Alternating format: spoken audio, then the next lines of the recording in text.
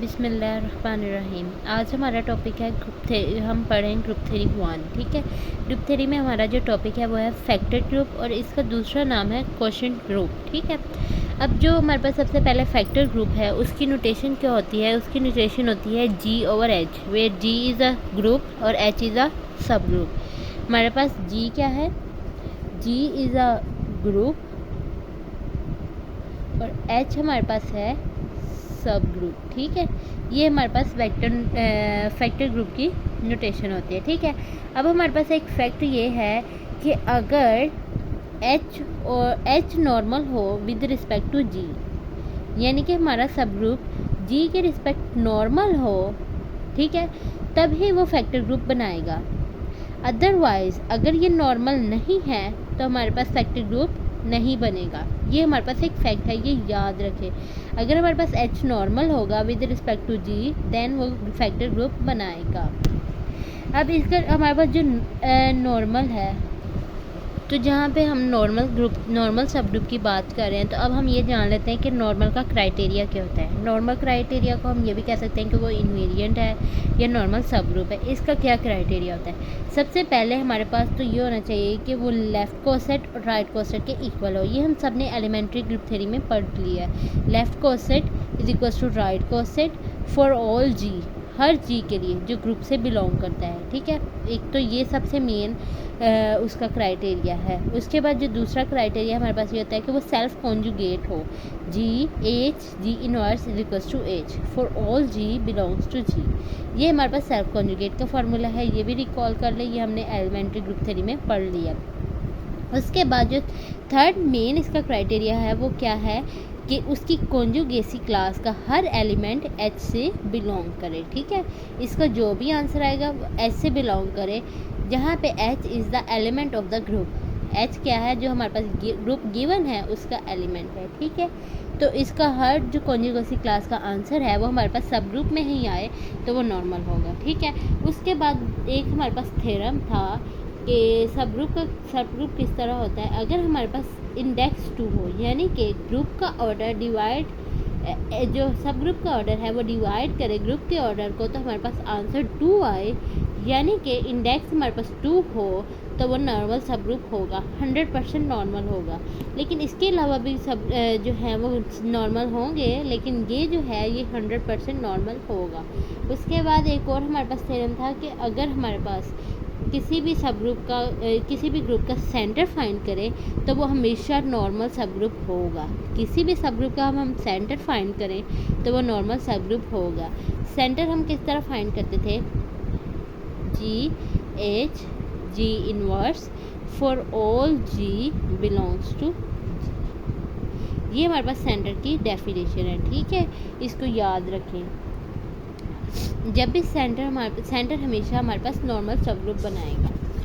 उसके बाद देखो कि एलिमेंट्स कैसे होते हैं। फैक्टर ग्रुप के एलिमेंट्स किस तरह की फॉर्म के होते हैं।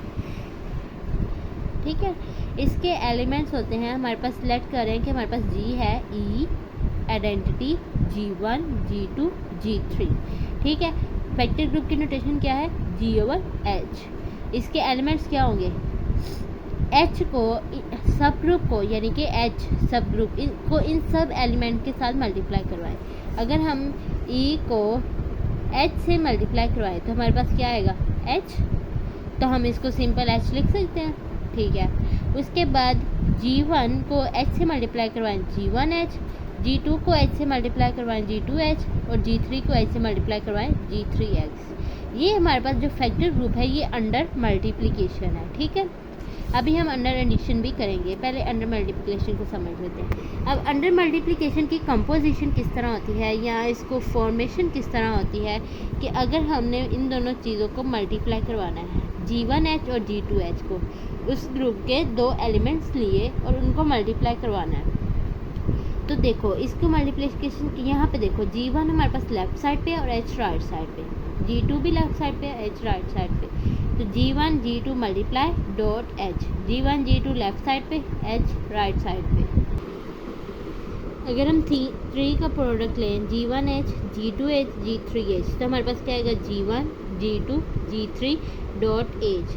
यानी कि हमारे पास नोटेशन वही रहेगी, यानी कि जी जो है वो लेफ़्ट साइड पे और एच राइट साइड पे। ये इसकी कंपोजिशन है, ठीक है, अंडर मल्टीप्लिकेशन के।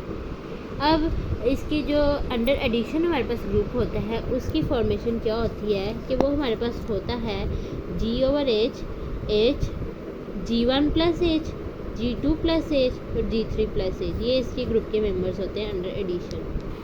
और इसकी कंपोजिशन इस तरह होती है कि अगर हम इन दोनों चीज़ों को मल्टीप्लाई करवाएं G1H G2H तो हमारे पास क्या आएगा G1 plus G2 left side पे प्लस प्लस और H, ठीक है। ये इसकी कंपोजिशन, यानी कि इसका स्ट्रक्चर चेंज नहीं होगा। जी वाली वैल्यूज जो है वो लेफ़्ट पे है और H राइट पे, तो ये हम एज इट इज़ लिखेंगे, ठीक है। ये इसकी कंपोजिशन है।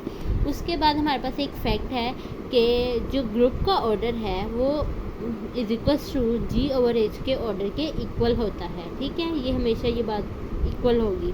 और जो हमारे पास जो फैक्टर ग्रुप है उसमें हमारे पास आइडेंटिटी क्या होती है एच, यानी कि वो पूरा सब ग्रुप ही आइडेंटिटी होती है।